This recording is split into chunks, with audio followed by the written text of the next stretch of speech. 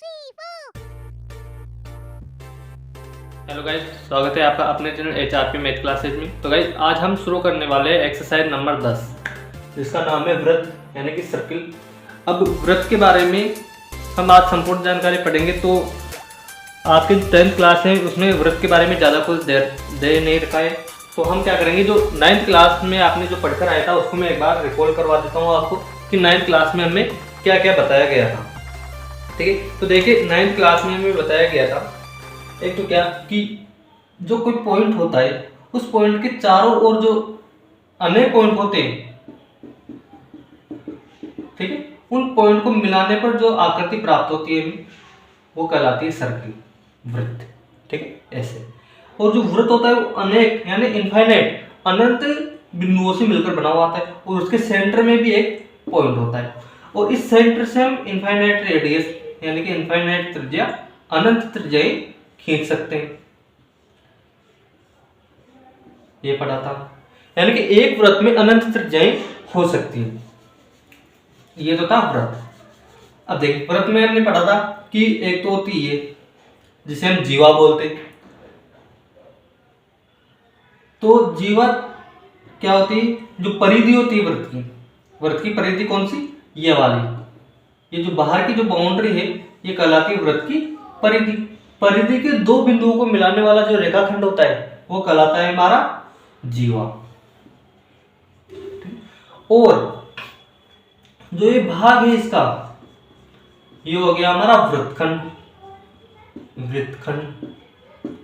और जो ये बड़ा वाला भाग, जो ये शेष बचा, ये तो हो गया कौन सा, लघु वृत्तखंड। और ये जो बड़ा वाला भाग है वो दीर्घ वृत्तखंड। ठीक है, दीर्घ वृत्तखंड। एक होती है हमारे पास, जैसे ये केंद्र है, अगर इस जीवा को हम केंद्र से गुजारे तो फिर हम इसे जीवा नहीं बोलेंगे, इसे बोलेंगे हम व्यास। और ये हमारी है त्रिज्या, जो आदि है ये हमारी है रेडियस। पूरा तो हो गया व्यास और आदि होगी त्रिज्या। जो त्रिज्या होती है व्यास की आधी होती है। और देखिए ये केंद्र से गुजरने पर क्या कर रही है, वृत्त को दो भागों में बांट रही है। तो ये है सेमी सर्कल। सेमी सर्कल यानी कि अर्धवृत्त। अर्धवृत्त ये हो गया हमारे सेमी सर्कल।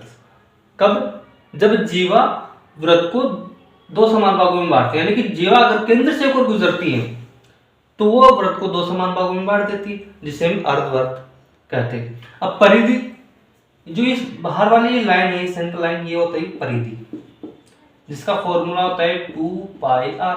और एरिया क्या होता है, एरिया ये पूरा इसका, ये वाला जो भाग है अंदर वाला, ये इसका एरिया होता है, यानी कि क्षेत्र, जिसका फॉर्मूला होता है 2πr²। लेकिन आपके इस जो एक्सरसाइज है इसके अंदर एरिया वेरिया नहीं है, इसमें आप पढ़ेंगे सिर्फ और सिर्फ स्पर्श रेखा, जो मैं आपको आगे बताऊंगा। ठीक है, अब अगर जैसे ये केंद्र है, केंद्र से एक जीवा हम ऐसे गुजारते हैं, सॉरी एक त्रिज्या ऐसे गुजारते हैं और एक त्रिज्या ऐसे, तो जो ये वाला भाग प्राप्त हुआ हमें, कौन सा, ये वाला जो भाग प्राप्त हुआ हमें, ये कहलाता है त्रिज्यखंड।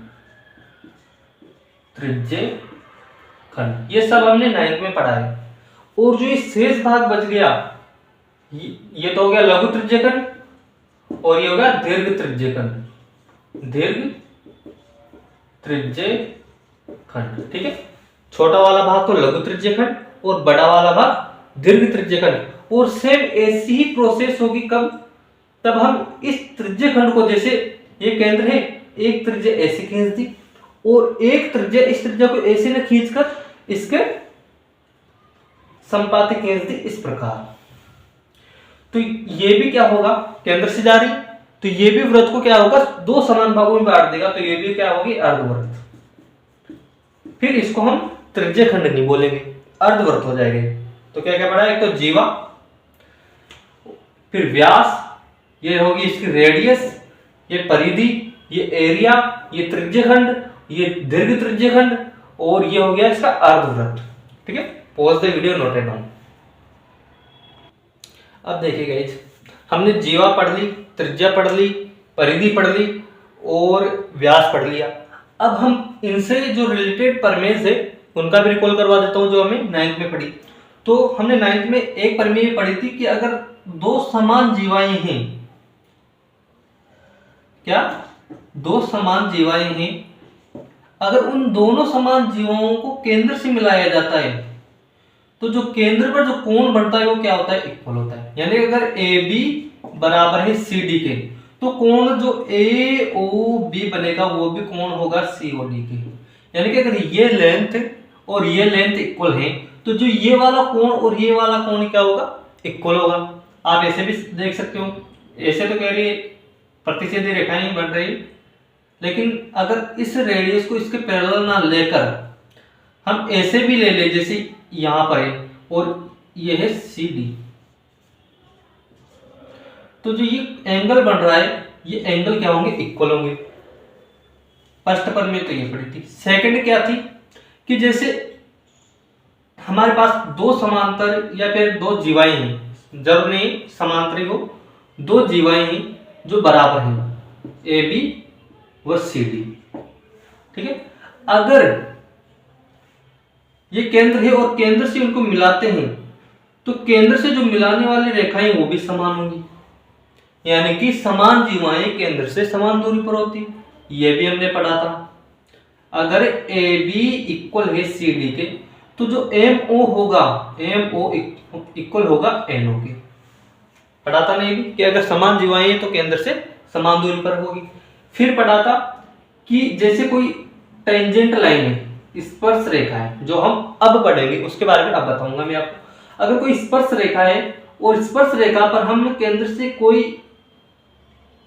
लंब डालते हैं, ठीक है, या फिर जो स्पर्श बिंदु है, स्पर्श बिंदु और केंद्र को मिलाने पर जो ये एंगल बनता है वो होता है 90 डिग्री। फिर एक पढ़ा था हमने कि जैसे ये जीवा है, सपोज ए बी कोई जीवा है, और अगर हम केंद्र से इस पर लंब डालते हैं, परपेंडिकुलर लंब डालते हैं 90 डिग्री पर, तो ये जो लंब है ये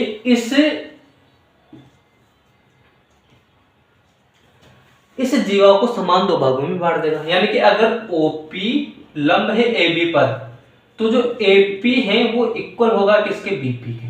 ये भी पढ़ा था हमने। फिर पढ़ा था हमने, देखिए क्या इसका उल्टा भी हो सकता है कि अगर ये दूरियां समान है तो ये जीवाएं समान होगी।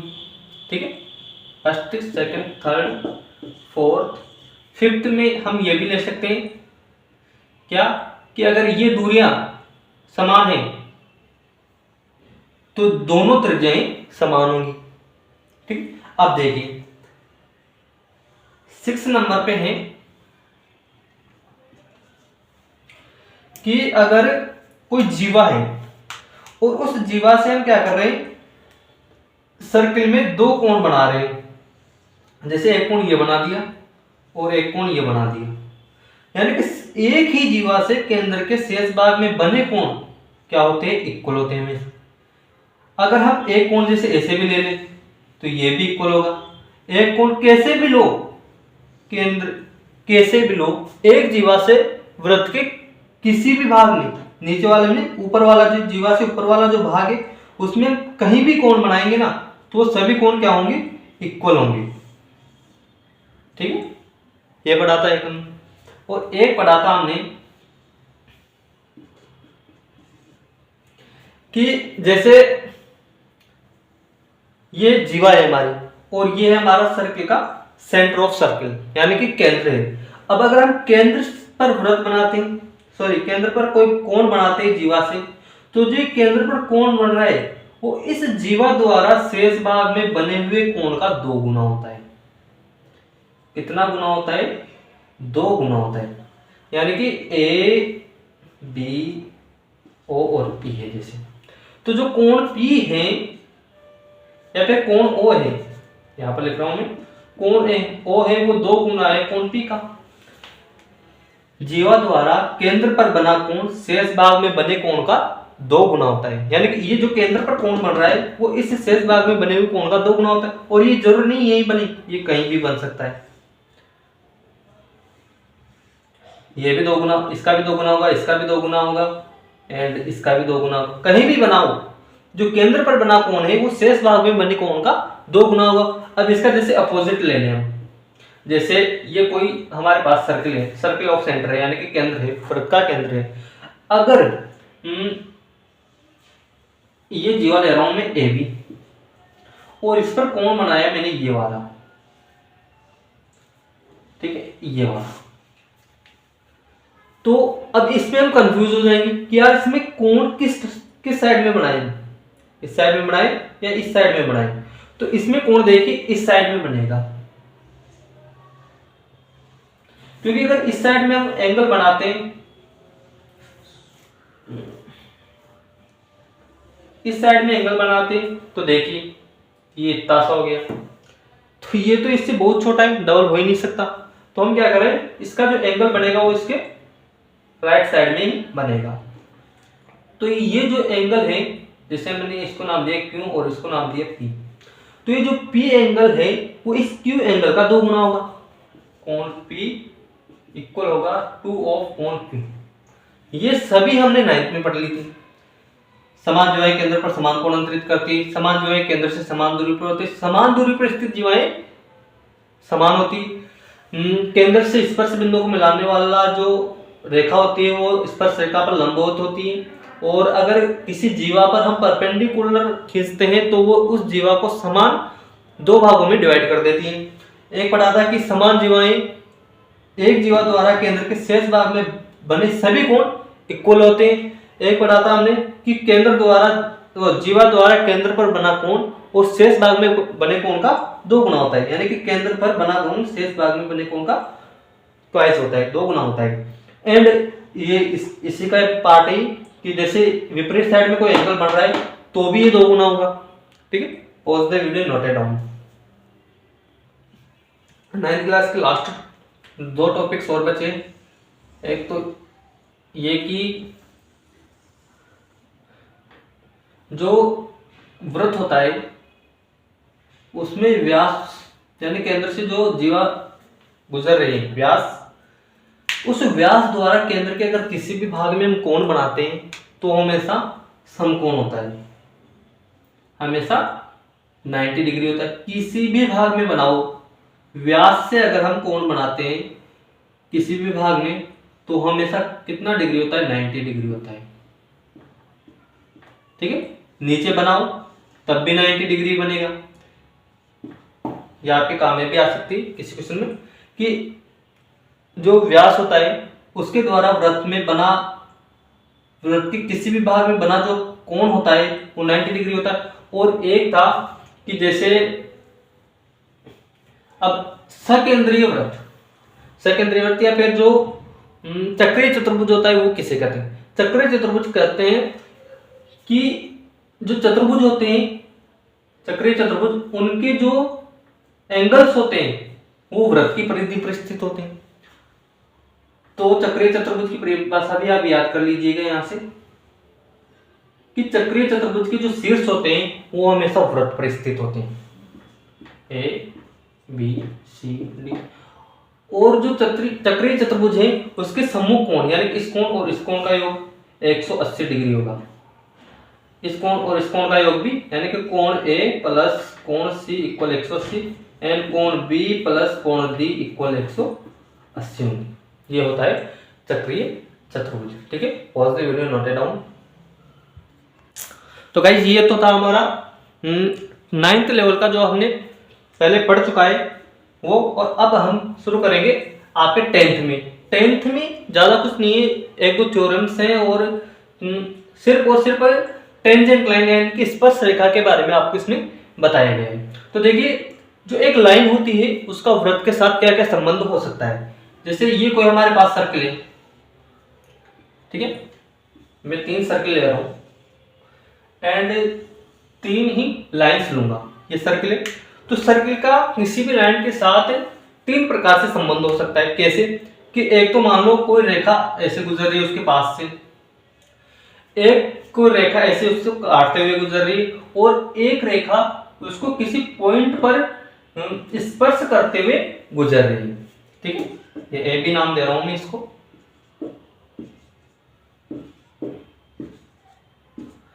ठीक है, तो जैसे ये गुजर रही है तो ये तो होगी सिंपल लाइन होगी, यानी केंद्र को प्रतिच्छेद भी नहीं कर रही, छू भी नहीं रही, और ये होगी इसकी प्रतिच्छेदी रेखा। ठीक है, क्या कर रही है, इसको काट रही है, या फिर इसको बोल सकते हैं हम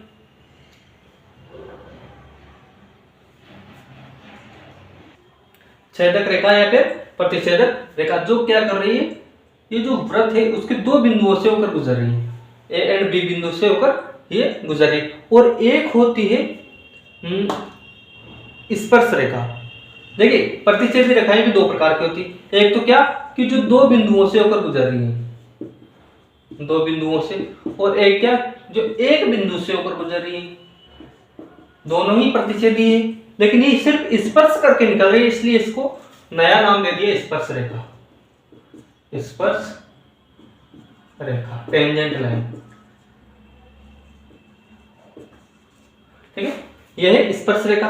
और जो ये बिंदु है जिस पॉइंट पर ये वृत्त को स्पर्श कर रही है, यह है स्पर्श बिंदु, स्पर्श बिंदु।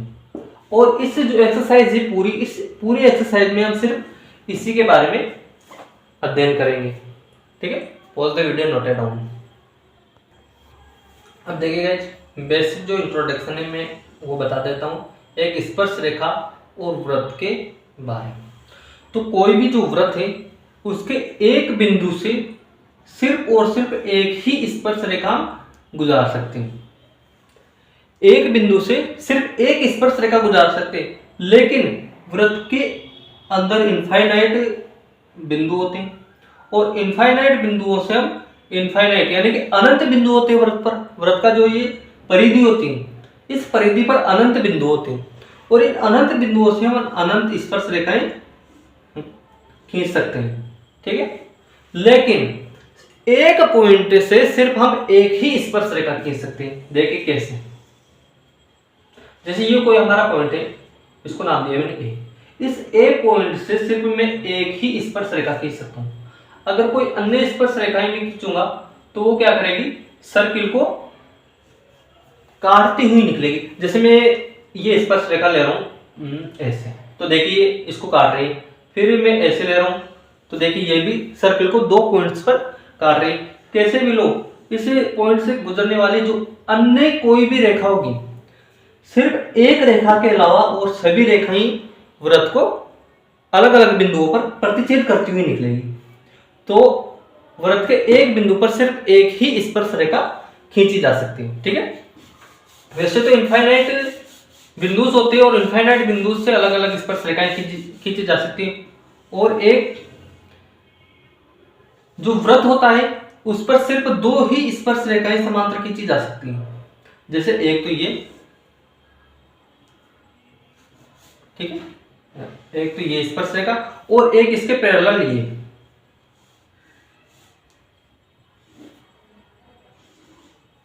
वृत्त पर केवल दो समांतर स्पर्श रेखाएं खींची जा सकती है। अगर तीसरी खींचेंगे हम तो देखिए इसके समांतर, जैसे ये खींच रहा हूं ये कर गई समांतर, तो अनेक स्पर्श रेखाएं हो सकती है, लेकिन वो इसको काटते हुए निकलेगी या फिर इसको नहीं छुएगी। सिर्फ और सिर्फ दो ही ऐसी रेखाएं होंगी जो इसको एक ही बिंदु पर स्पर्श करेगी। ठीक है, और एक जो आपके आगे पर में है वो है, जैसे ये सर्किल है और ये कोई बाहर बिंदु है, इस बाहर बिंदु से भी सिर्फ दो ही स्पर्श रेखाएं गुजार सकते हैं, एक तो ये वाली और एक ये वाली। अगर अन्य कोई भी स्पर्श रेखा खींचेंगे तो क्या करेगी, इससे वृत्त को काटते हुए निकलेगी या फिर इसको छुएगी नहीं। तो यहां पर भी सिर्फ दो स्पर्श रेखाएं खींची जा सकती है। ठीक है, तो देखिएगा ये पर में आपके पर में नंबर 10 ये क्या बोल रही है कि वृत्त के किसी बिंदु पर स्पर्श रेखा बिंदु से जाने वाली त्रिज्या पर लंब होती है। यानी कि जैसे हमारे पास कोई सर्किल है और इस सर्किल पर कोई स्पर्श रेखा है, या फिर वृत्त पर कोई पॉइंट है और इस पॉइंट पर कोई स्पर्श रेखा है, तो इस पॉइंट से जो त्रिज्या जा रही है वो त्रिज्या इस पर क्या होगी, परपेंडिकुलर होगी, इस पर लंब होगी। याद रखना है ओ पी ए बी। ठीक है, क्या कि वृत्त के किसी बिंदु पर स्थित स्पर्श रेखा और बिंदु से जाने वाली जो त्रिज्या है वो त्रिज्या स्पर्श रेखा पर 90 डिग्री होती है। यह मैंने आपको पहले भी बता दिया। ठीक है, pause the video, note it down. तो गाइस उसका इंट्रो खत्म होने के बाद अब देखिए इसका क्वेश्चन नंबर 1 हमें क्या दे रखा है कि एक वृत्त पर कितनी स्पर्श रेखाएं खींची जा सकती हैं। एक वृत्त पर कितनी स्पर्श रेखाएं खींची जा सकती है, ये मैंने आपको पहले भी बता दिया इंट्रोडक्शन में कि एक वृत्त पर कितनी स्पर्श रेखाएं खींची जा सकती हैं। तो इसका आंसर का देखिए, जैसे एक पॉइंट ये है, एक पॉइंट ये है, एक पॉइंट ये है, एक पॉइंट ये है, एक पॉइंट, ऐसे इनफाइनाइट पॉइंट्स ले सकते हैं और हर पॉइंट से हम एक स्पर्श रेखा खींच सकते हैं। ठीक है, इसमें हमें सिर्फ यही पूछा है कि कितनी स्पर्श रेखाएं खींची जा सकती हैं, तो हम क्या कर सकते हैं, अनंत स्पर्श रेखाएं इस पर खींची जा सकती हैं। सेकंड क्वेश्चन है, इसमें रिक्त स्थानों की पूर्ति कीजिए। यह भी आप ही बताओगे कि किसी वृत्त की स्पर्श रेखाएं उसे बिंदुओं पर प्रतिच्छेद करती हैं। तो एक जो वृत्त होता है उसकी स्पर्श रेखाएं किसी वृत्त को कितने बिंदुओं पर प्रतिच्छेद करती है, सिर्फ एक बिंदु पर। सेकंड है, वृत्त को दो बिंदुओं पर प्रतिच्छेद करने वाली रेखा, यानी कि जैसे ये कोई सर्किल है हमारे पास, ये सर्किल है और एक पॉइंट ये है, एक पॉइंट ये है। इस पॉइंट को जो दोनों पॉइंट से गुजर रही है तो इस रेखा को क्या कहेंगे, छेदक रेखा। छेदक रेखा, छेदक रेखा या फिर प्रतिच्छेदी रेखा। तीसरा टॉपिक है कि एक वृत्त की समांतर रेखाएं हो सकती है, यानी कि एक वृत्त पर कितनी समांतर रेखाएं हम खींच सकते हैं। तो ये भी मैंने आपको बता दिया कि एक वृत्त पर सिर्फ दो समांतर स्पर्श रेखाएं,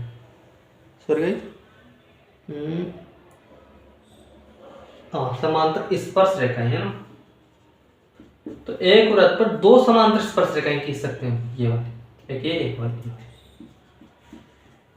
चौथा लास्ट टॉपिक इसका, एक वृत्त तथा उसकी स्पर्श रेखा के उभयनिष्ठ बिंदु को, जैसे ये वृत्त है और ये स्पर्श रेखा है, तो इसका जो उभयनिष्ठ ये पॉइंट है, इस पॉइंट को हम क्या कहेंगे, स्पर्श बिंदु। स्पर्श बिंदु। ठीक है, पॉज द वीडियो और नोट इट डाउन। देखिए guys question number 3, question number 3 में हमें क्या दे रखा है कि 5 सेंटीमीटर त्रिज्या वाले एक वृत्त के बिंदु P पर स्पर्श रेखा PQ O बिंदु से जाने वाली एक रेखा से बिंदु Q पर इस प्रकार मिलती है कि OQ 12 सेंटीमीटर तो PQ की। देखिए पहले मैं एक सर्किल बनाता हूँ और सर्किल कितनी रेडियस का है, 5 सेंटीमीटर इसकी रेडियस है। ये मैंने एक रेडियस ली, ये है 5 सेंटीमीटर। ठीक है, वृत्त के त्रिज्या वाले एक वृत्त के बिंदु P पर स्पर्श रेखा PQ, यानी कि ये कोई इसका पॉइंट है, इसको तो मैंने नाम दिया O, इसका नाम दिया P, और इस P बिंदु से कोई स्पर्श रेखा जा रही है PQ, ये क्यों मैंने इससे दिया। केंद्र O से जाने वाली एक रेखा से बिंदु Q पर इस प्रकार मिलती है, यानी कि ये जो केंद्र O है ये OQ से इस प्रकार मिलता है कि ये 12 सेंटीमीटर है, 12 सेंटीमीटर है। तो हमें क्या पूछा है, PQ की लेंथ पूछी है, PQ पूछा है इसमें। तो देखिए चूंकि हम जानते हैं हल, चूंकि स्पर्श बिंदु व केंद्र को मिलाने वाली रेखा हमेशा 90 डिग्री पर होती है। ठीक है, तो चूंकि हम जानते हैं कि स्पर्श बिंदु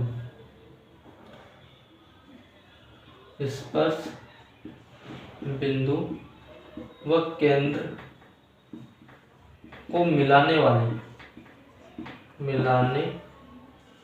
वाली त्रिज्या स्पर्श रेखा पर लंबवत होती है। जो फर्स्ट पर में थी वो यही थी इसमें, यानी कि देखिए स्पर्श बिंदु और ये इस पर परपेंडिकुलर है, यानी कि यहाँ पर 90 डिग्री। तो हम क्या कर सकते हैं, अतः जो त्रिभुज OPQ में पाइथागोरस लगाएंगे, पाइथागोरस प्रमेय। अब पाइथागोरस प्रमेय क्या है कि कर्ण का स्क्वायर बराबर लंब का स्क्वायर प्लस आधार का स्क्वायर, यानी कि OQ का स्क्वायर, मैं प्रमेय लिख देता हूं, कर्ण स्क्वायर बराबर लंब स्क्वायर प्लस आधार स्क्वायर, ये हमारी पाइथागोरस प्रमेय होती है। यानी कि कर्ण तो क्या है इसमें OQ का स्क्वायर, लंब क्या है इसमें OP का स्क्वायर, प्लस आधार क्या है इसमें PQ का स्क्वायर। अब हम इन सभी के मान रख देते। OQ तो कितना है इसमें 12 सेंटीमीटर का स्क्वायर, OP कितना है इसमें 5 सेंटीमीटर, प्लस PQ कितना है, PQ इसमें है, PQ में ज्ञात करना है, ये PQ स्क्वायर। अब मैं क्या कर रहा हूँ, इस 5 सेंटीमीटर को इधर भेज देता हूँ। तो देखिए PQ का स्क्वायर तो यहाँ का यहाँ 12 का स्क्वायर 144 माइनस 5 का स्क्वायर यानी कि 25। अब अगर मैं 144 में से 25 माइनस करता हूं तो देखिए 14 में से 5 गए तो 9, यहाँ पर बच गए कितने 3, और 3 में से 2 गए तो 1 और ये 1, यानी कि 119, और यहाँ पर स्क्वायर था तो ये रूट, यानी कि PQ का जो मान होगा वो होगा रूट ऑफ 119, ठीक है 119। तो आपके इसमें ऑप्शन नंबर डी सही होगा, ऑप्शन नंबर डी इसमें राइट आंसर होगा, ठीक है। Pause the video, note it down. तो देखिए गाइस नेक्स्ट क्वेश्चन नंबर 4 में क्या दे रखा है कि एक वृत्त खींचिए और एक दी गई रेखा के समांतर 2 ऐसे रेखाएं खींचिए जिनमें एक तो स्पर्श रेखा हो और दूसरी क्या हो, छेदक रेखा। रेखाएं कौन सी खींचनी, समांतर। तो सबसे पहले तो देखिए ये मैं कोई सर्किल बनाता हूं, ये जो कि हमें क्वेश्चन में दिया गया है कि कोई सर्किल खींचिए, यानी कि कोई वृत्त खींचिए, ये वृत्त खींचा, दी गई रेखा, हमें कोई एक रेखा दे रखी है, ये जैसे ये कोई रेखा हमें दे रखी, दी गई रेखा के समांतर, इस रेखा के समांतर, ये काम आपको सेट स्क्वायर से यानी कि प्रकार, पेंसिल और डिग्री की माप की सहायता से करना है, क्योंकि ऐसे तो हम जो लेंथ ले रहे हैं वो हो सकता है समांतर नहीं हो, प्रतिच्छेदी भी हो सकती है, तो आपको प्रॉपर मेजरमेंट से, प्रॉपर माप से करना है। तो इस रेखा के समांतर 2 रेखाएं खींचनी, जिनमें से एक तो क्या हो, स्पर्श रेखा हो और एक क्या हो, छेदक रेखा हो। तो मैं जैसे एक स्पर्श रेखा ये ले रहा हूं, ये समांतर हो गई इसकी, ठीक है, और ये स्पर्श रेखा भी है, ठीक है। एक स्पर्श रेखा हम इधर भी ले सकते हैं, लेकिन हमें चूंकि क्वेश्चन में सिर्फ 2 ही रेखाओं के लिए पूछा है तो हम सिर्फ 2 ही लेंगे, एक तो स्पर्श रेखा लेंगे और एक लेंगे छेदक रेखा, और एक कोई सी भी समांतर खींच देंगे, ये हो गए इसके छेदक रेखा। आए समझ, एक रेखा दे रखी है, उसके समांतर स्पर्श रेखा, फिर उसके समांतर एक छेदक रेखा के समांतर 2 ऐसे रेखाएं कीजिए उनमें से एक स्पर्श हो और दूसरी छेदक हो, ये हमने बना दिया, ठीक है। और हाँ एक बात हो कि हमने पढ़ी थी जीवा, और एक होती है जैसे ये कोई सर्किल है और ये छेदक रेखा है। तो देखिए इनमें वैसे तो कोई डिफरेंस है नहीं, लेकिन जो जीवा होती है वो सिर्फ और सिर्फ वृत्त के अंदर तक ही होती है, लेकिन जो छेदक रेखा होती है वो वृत्त के बाहर तक होती है। तो इनमें सिर्फ यही डिफरेंस है कि छेदक रेखा यानी प्रतिच्छेदक रेखा तो क्या होती है, वृत्त को काटते हुए बाहर तक निकल जाती है, लेकिन जीवा वृत्त के अंदर तक ही सीमित होती है, ठीक है। Pause the video, note it down. कृपया चैनल को शेयर, सब्सक्राइब और लाइक